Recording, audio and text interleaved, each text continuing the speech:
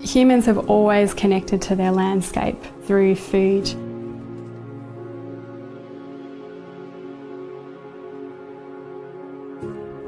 One of the things that's so concerning about the state that we're in at the moment is so many people are losing that connection to the land. How can we regain that connection to food in the city? Is it possible to produce a meaningful amount of produce on a pretty standard-sized urban block? I guess the answer is yes, it is absolutely possible.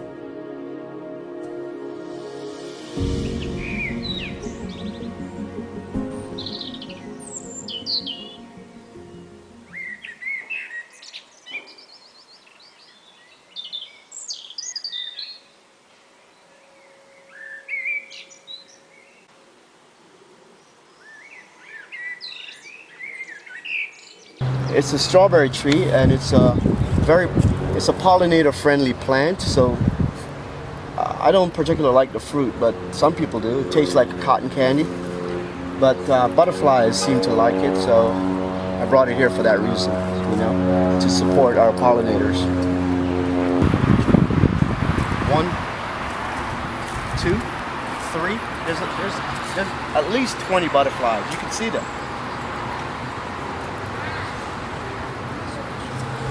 See, there's a couple more over here. Another one here. And they're beautiful, aren't they? So back here we have a giant African sunflower.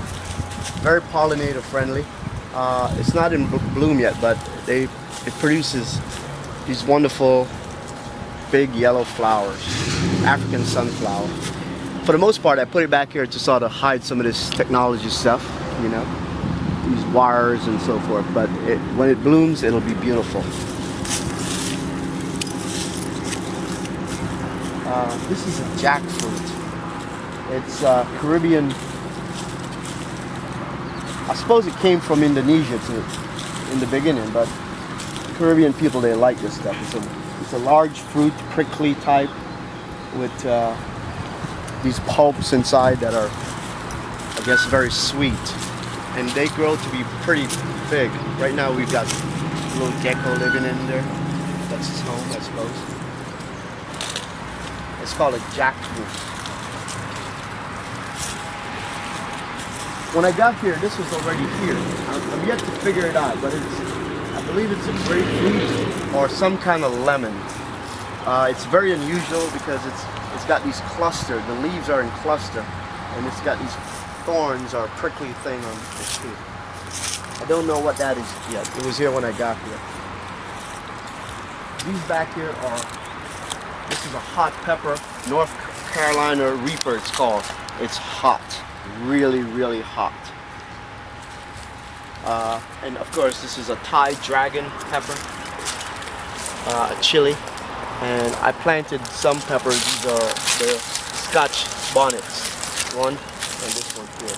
I'm not sure. I planted 3. One was brown, one was yellow, and one was red. So I don't really know what they are until they produce at this point. This is a mango tree.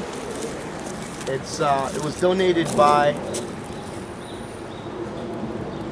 Nina from the Miramar Community Garden, and it's I forgot what type of mango it is, but there was a tag on it. Okay, it's a little gem mango, it's called. This is an indigo berry. It's native to Florida, I believe it is. And it produces a berry. And there's a little, look at these little bugs that's living in there. They're wonderful too, aren't they? Look at these things. It's life. There's life in this garden. Of course, we've got some seeds back here that are popping up. These are some sort of aloe. I don't know exactly what it is. This is a dragon fruit. It's supposed to be a good thing. And there's some peppers and papayas growing in it. It's a pineapple. You know, if you cut a pineapple, the top off, and just stick it in water, it'll regenerate into another pineapple. So some of the things I want to teach these kids back here is how to like utilize some of the stuff that they have as part of their nutrition.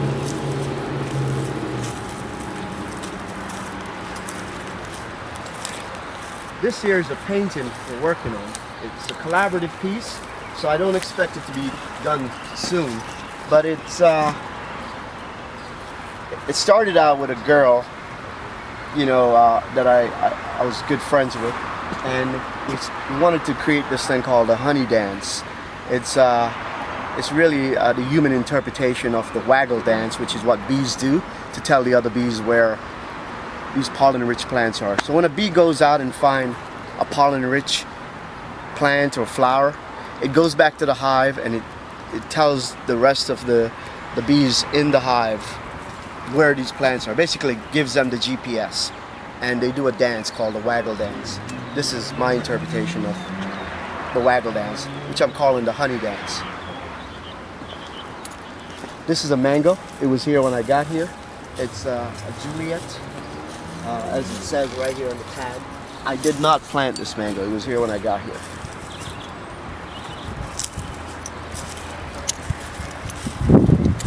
I was told, by the way, that ashes is a good organic way of controlling pests. So when I cook there, which I use the oak, I use the ashes in the beds as a way to keep some of the unwanted elements back from here.